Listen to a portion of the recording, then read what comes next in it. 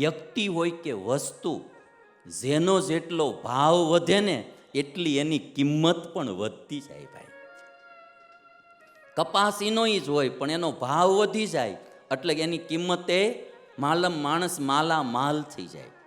1000 મણ કપાસ તમારી ઘરે પડ્યો હોય ને 500 રૂપિયા ભાવ ચાલતો હોય ને અચાનક ઉફાળો આવે અને ભાઈ 1000 રૂપિયા થઈ જાય મણના, માલ થઈ જાવ તમે, ડબલ પૈસા આવી જાય. જેમાં નાગલપુરની જમીનમાં તમારે થયું એમ. હાલો 25 વર્ષ પહેલા અહીં કોઈ ભાવ પૂછતું હોય જમીનનો ભાઈ? અમારે સુરતમાં એમ જ તે, જમીનોના ભાવ વધે એટલે દિવસે ન વધે એટલા રાતે વધે, ને રાતે ન વધે એટલા દિવસે વધે. જેણે જેણે જમીનો રાખી હતી તો માલ થઈ ગયા, કારણ કે ભાવ વધી ગયા. એક વસ્તુનો ભાવ વધે ને જો માલ થઈ જતો હોય તો જ્યારે વ્યક્તિનો ભાવ વધે તો વ્યક્તિ પણ માલ થઈ જાય, નિહાલ થઈ જાય માણસ. અને ભાવ ઘટી જાય એટલે માણસ બેહાલ થઈ જાય. એટલે બને ત્યાં સુધી માતા હોય, પિતા હોય, ભાઈ હોય, સંબંધી હોય, પતિ હોય કે પત્ની હોય, થોડુંક ભાવ તત્વ ડેવલપ કરવું, બહુ અભાવ નફરત ન રાખવી.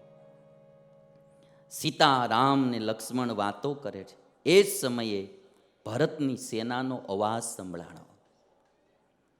પશુઓને ભાગતા જોયા. રામે લક્ષ્મણને કહ્યું, જોતો આ કોની સેના આવે છે? પશુઓ ભાગવા માંડ્યા છે. લક્ષ્મણ વૃક્ષ ઉપર ચડ્યા. લક્ષ્મણ વૃક્ષ ઉપર ચડીને જોવે છે એટલે રામે પૂછ્યું, કોની સેના હોય એવું લાગે છે? લક્ષ્મણ કે આ કૈકેયીનો પુત્ર જ આવે છે. એ કે નામ લેવાય તૈયાર નહીં હો લક્ષ્મણ, આ કૈકેયીનો પુત્ર જ કે આપણને મારી નાખવા માટે આવે છે. કે તમે આમાંય જોશો થિંકિંગ ઉપર કેટલો આધાર રાખે. લક્ષ્મણ કે આ કૈકેયીનો પુત્ર આપણને મારી નાખવા આવે છે. કે આજ હું એને મારી નાખી શકે અને તમારા હકનું રાજ્ય લઈને અને તમને હું પાછું અપાવી શકે. રામે લક્ષ્મણને શાંત કર્યા. રામ પેલી વાત એ કરી, યદ દ્રવ્યમ બાંધવામ નામ વા મિત્રાણામ વા ક્ષયે ભવેત નાહમ તત્ પ્રતિગૃહણીયામ ભક્ષાન વિષકૃતાનિવ. હે લક્ષ્મણ, જે દ્રવ્ય ભાઈઓનો વધ કરાવે એવું દ્રવ્ય મારે જોતું. જે ભોજન ઝેર વાળું હોય એ ભોજન ગમે એટલું કિંમતી હોય તોય ખવાય. કદાચ તમારે મેસૂબ હોય કે કાજુ કતરી બનાવેલી હોય પણ ખબર પડે કે આ ઝેર વાળી છે, એ ખવાય નહીં.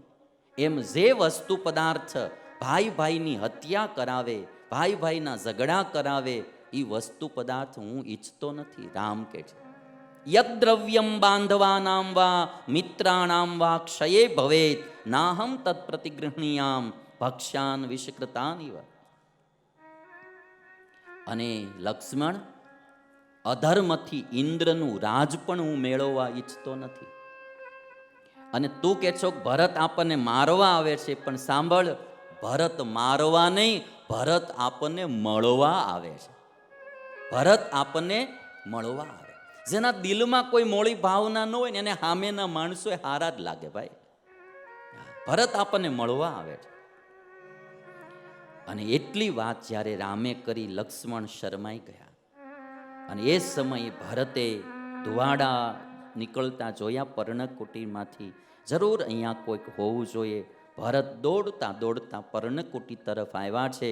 રામને મળવા માટે ભરત ઉતાવળા દોડ્યા છે.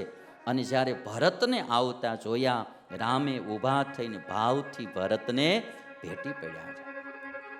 માથું સૂંઘ્યું છે રામે.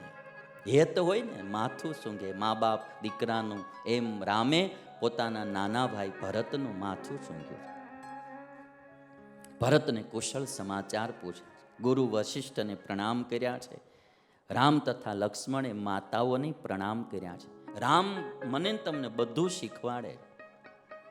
મને આમ કથા બધી જોઉં ને તો આપણને એવી ગમે એવી લાગે. સીતાજી સાસુઓને બધાને પ્રણામ કર્યા. રામે માતાઓને બધાને પ્રણામ કર્યા. કેવી આપણી સંસ્કૃતિઓ હતી. વૃદ્ધોને બીજું કાંઈ જોતું ન હોય, એને ભાવ પ્રેમ જોતો હોય. દીકરા દીકરીઓ કે દીકરાની વહુને મારી એટલી વિનંતી, વડીલોને રેસ્પેક્ટ બહુ આપજો. એને આદર બહુ આપજો. એને બીજું જોઈએ શું તમારી પાસે? 2 ટાઈમ ખાવા જોઈએ, 2 જોડ વરસમાં કપડાં જોઈએ, પણ તમે એને ભાવથી બોલાવો, ભાવથી જમાડો, ભાવથી પ્રણામ કરો. સાસુ સસરા, દાદા દાદી, બાપુજી રાજી બહુ થાય. આ આપણી સંસ્કૃતિ હતી. બહુ મોડર્ન થઈને આવું બધું ભૂલી ન જાતા. અને આ કંઈ માતા પિતાને સુખી કરવા હું તમને વાત નહીં કરતો. આપણે કરીશું તો કાલ આપણા એ વારા તો આવવાના જ છે ને. તેથી આપણું જોઈને છોકરાઓ શીખશે અને એ રેસ્પેક્ટ આપણને પણ આપશે. આજના જમાનામાં કોઈ પણ વસ્તુ કહેવાથી કોઈના જીવનમાં ઓછી આવશે, કરવાથી જ આવશે. બહુ પ્રેક્ટિકલ જીવન છે. જો તમે આલો એટલા બધા નજીકથી ન રહેતા હોય. આ અમારી ભેગા સાધુ હોય 15-20 જણા જે રહેનારા, એ તો અમારે 24 કલાક ભેગા રહેનારા હોય, બરાબર. અમારું પાછું કોઈનું જીવન પ્રાઇવેટ નહીં. A to Z સવારથી સાંજ સુધીની બધી જ ક્રિયાઓ, જમવાની, રહેવાની, નાવાની, હુવાની, બધાને ભેગી કરવાની. આખા જીવન બધાને ટોટલી ખબર હોય કોણ શું છે, કોણ કેમ કરે છે. હારા જીવન વિના કોઈને ભાવ રે નહીં. તમારા દીકરા દીકરીઓ છે ને તમારે લોહીનો સંબંધ કહેવાય. અને અમારે આ બધાને 7 પેઢીએ કોઈને હુતક ન લાગે. અમે આ બધા ભેગા છે એટલે અમારે 7 પેઢી એક કોઈને હુતક ન લાગે એવા અમારે બધાને ભેગું રહેવાનું, બરાબર. અને કોઈને પાછો ઉલાળ ધરાળ નહીં, કોઈને કાંઈ વ્યવહાર અટકે નહીં એકાબીજા વિના, બરાબર. સારું જીવન એ જોઈને જ એકાબીજાને સારી પ્રેરણા મળે. આજ આપણે કરીશું તો આપણા પાછળની પેઢીમાં એ સંસ્કાર આવશે અને માણાને સુખી કરશે. મેં અમેરિકામાં એક જગ્યાએ હું મંદિરે ઉતરેલો અને બાજુમાં એક ત્યાંનો અમેરિકન માણસ રહેતો હતો. 10 દિવસ સુધી મેં એ જોયું. એ મકાનમાં 10 દિવસમાં કોઈ માણા ફરક્યું નહીં. એકલો ભાભો બિચારો એકલો રહેતો હતો. મને એમ થાય કે કદાચ ડોલર ગમે એટલા હોય કે ફેસિલિટી બધી હોય, પણ માણા જ કોઈ ન આવે ભાઈ. એને દિવસો કાઢવા કઈ રીતે?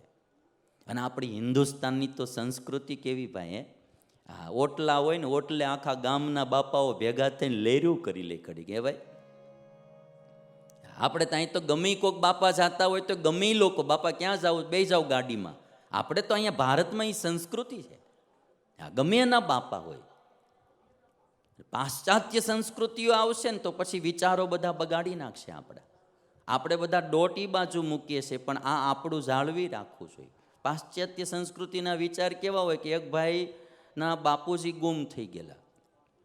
તે એના મિત્રને કીધું મારા બાપુજી ખોવાઈ ગયા છે, કે કુંભના મેળામાં ગયા હતા પણ જડ્યા નથી. કે તેનો મિત્ર કે એમાં એટલું બધું ટેન્શન શું લેશો? એ કે અઠવાડિયું ગોતી કે ન મળે તમ તાર મારા બાપાને લઈ જાય છે. એ કે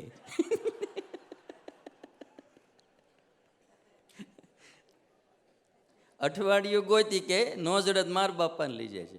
તો આવડવા કે દીકરાઓને દાનમાં દેતા જોયા, પત્નીને દાનમાં દેતા જલારામને જોયા, પણ બાપાને દાનમાં દેતા તો તું આ પેલો નીકળ્યો. એ કે પાશ્ચાત્ય વિચારો આવશે ત્યાં બધું આવું જ થવાનું. પછી આપણી મૂળ સંસ્કૃતિ એ જળવાઈ રહી બહુ જરૂરી છે. ગુરુને પ્રણામ કર્યા રામે, માતાને પ્રણામ કર્યા, સીતાએ સાસુઓને પ્રણામ કર્યા. ભરતે પિતાના સ્વર્ગવાસની વાત કરી, રામે પિંડ દાન કર્યું છે.